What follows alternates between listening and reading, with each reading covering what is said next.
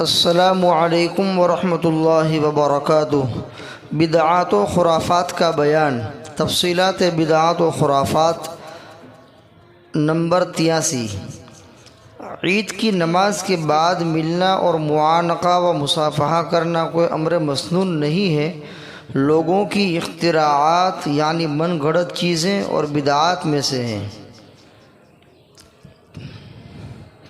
آج کل لوگوں نے رواج بنا لیا ہے کہ عید الفطر ہو یا عید الاضحیٰ ہو، نماز کے بعد مصافحہ کرتے ہیں، معانقہ کرتے ہیں، ایک دوسرے سے ملتے ہیں۔ تو یہ سب چیزیں مسنون نہیں ہیں، بلکہ لوگوں کی گھڑی ہوئی باتیں ہیں، بدعات و خرافات میں سے ہیں۔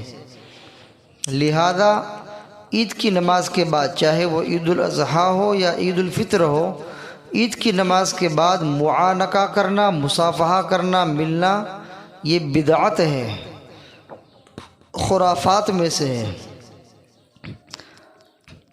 البتہ سلام کر سکتے ہیں۔ عید کی نماز کے بعد اگر کوئی آدمی کسی کو سلام کرے تو سلام کرنے میں کوئی کراہت نہیں، بلکہ پسندیدہ عمل ہے، امر مسنون ہے۔ سلام ہر وقت کر سکتے ہیں، تو عید کی نماز کے بعد بھی اگر کوئی سلام کرنا چاہے تو کر سکتا ہے، بلکہ کرنا چاہیے۔ لیکن معانقہ اور مصافحہ اور ایک دوسرے سے ملنا یہ شریعت سے ثابت نہیں ہے، اس کا ثبوت شریعت سے نہیں ہے۔ اس وجہ سے معانقہ، مصافحہ، ملنا وغیرہ بدعت ہے۔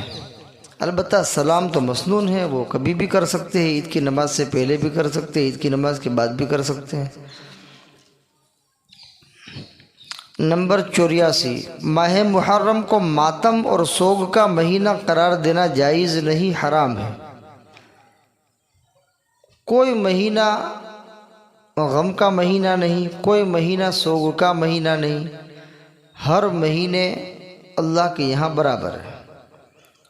کہ کوئی مہینہ سوگ والا ہو گیا، کوئی مہینہ خوشی والا ہو گیا، ایسا کچھ نہیں ہے، وقت تو سب برابر ہے۔ لہذا ماہ محرم کو شہادت حسین رضی اللہ تعالیٰ عنہ اور شہداء کربلا کی وجہ سے اس کو غم کا مہینہ کہنا یا ماتم اور سوگ کا مہینہ قرار دینا یہ جائز نہیں ہے، بلکہ حرام ہے۔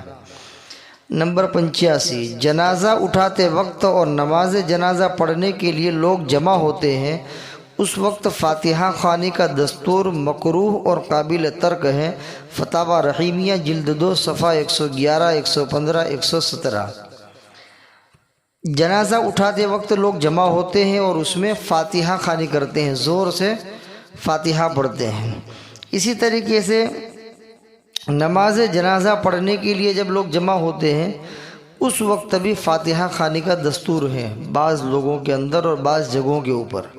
جو نادان ہیں اور بدعات اور خرافات کے اندر گرے ہوئے ہیں ان کے یہاں یہ دستور ہے کہ وہ جنازے کی نماز کے وقت اور جنازہ اٹھاتے وقت فاتحہ خوانی کرتے ہیں زور سے، ان کے وہاں دستور ہے۔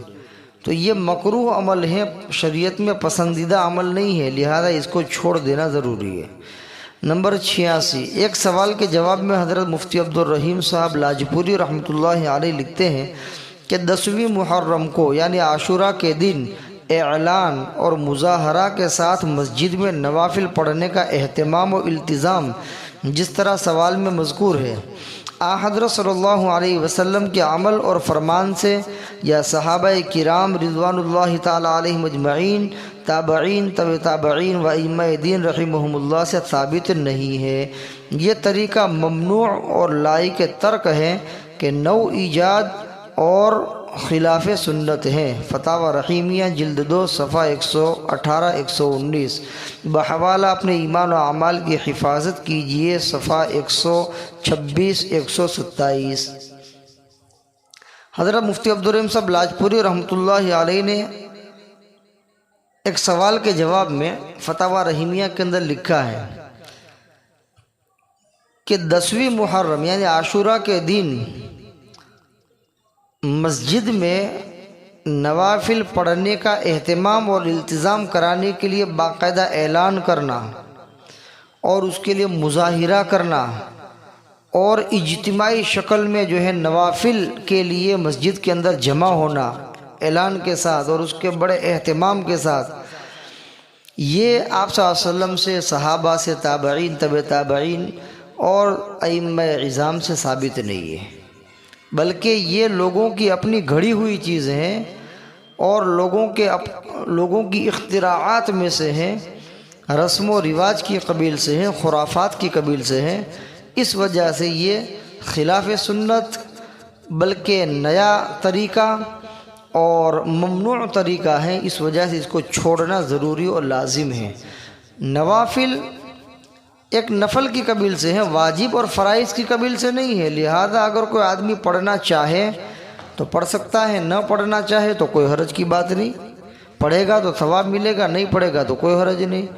تو جو چیز نفلی ہے، لازم اور ضروری نہیں ہے، اس چیز کو اس قدر اہتمام سے کرنا یا کرانا کہ اس کو واجب کا درجہ دے دینا، اس کے لیے باقاعدہ اعلان کرنا، اس کے لیے لوگوں کو جمع کرنا، التزام کرنا، اہتمام کرنا، جیسا کہ ایک فرائض اور واجبات کے لیے کیا جاتا ہے، اس طریقے سے نوافل کو بڑھا چڑھا کر کے جو ہے اس کو ایک ضروری اور واجب ہونے کا درجہ دے دینا، یہ ایک بدعت ہے، خرافات کی قبیل سے ہے اور صحابہ، تابعین، تبع تابعین میں سے کسی کے یہاں ثابت نہیں ہے۔ اس وجہ سے یہ طریقہ خلاف سنت اور لائق ترک ہے اور ممنوع طریقہ ہے، اس سے بچنا چاہیے، اس سے رکنا چاہیے۔ جس کا دل چاہے وہ اپنے اعتبار سے مسجد میں جا کر یا اپنے گھر پر نوافل پڑھ سکتا ہے، اس میں کوئی حرج کی بات نہیں، لیکن نوافل کے لیے اہتمام کرنا اور لوگوں کو جمع کرنا اور اس کے لیے اعلان کرنا، اس ترغیب دے کر کے لوگوں کو وہاں لانا، بلکہ ترغیب نہیں بلکہ تاکید کے ساتھ لانا، جو نہ آئے اس کو برا سمجھنا، یہ جو سب اہتمام والی جو چیزیں ہیں یہ ممنوع ہیں۔ اس وجہ سے نوافل کے اندر اختیار ہے، آدمی اپنے اعتبار سے جتنی نوافل پڑھنا چاہے پڑھ سکتا ہے، جب پڑھنا چاہے پڑھ سکتا ہے، کوئی حرج کی بات نہیں ہے، مسجد میں پڑھے، اپنے گھر میں پڑھے، البتہ ممنوع وقت نہ ہو، مکروہ وقت نہ ہو۔ مکروہ وقت کے علاوہ ہر وقت جو ہے نفل پڑھ سکتا ہے، رات میں بھی پڑھ سکتا ہے، دن میں بھی پڑھ سکتا ہے اور اپنے گھر میں پڑھ سکتا ہے، مسجد میں پڑھ سکتا ہے، اختیار ہے۔ اور اگر کوئی نہ پڑھے تو اس کے اوپر کوئی ملامت بھی نہیں ہے، اس وجہ سے اپنے اعتبار سے اس کو پڑھنا چاہیے، اس کے لیے اہتمام، التزام، لوگوں میں اعلان، مظاہرے نہیں کرنا چاہیے، یہ خلاف سنت ہے، لائق ترک ہے۔ اللہ تبارک و تعالیٰ بدعات و خرافات سے امت مسلمہ کے ہر فرد کی حفاظت فرمائے۔ وما علینا الا البلاغ۔ السلام علیکم ورحمۃ اللہ وبرکاتہ۔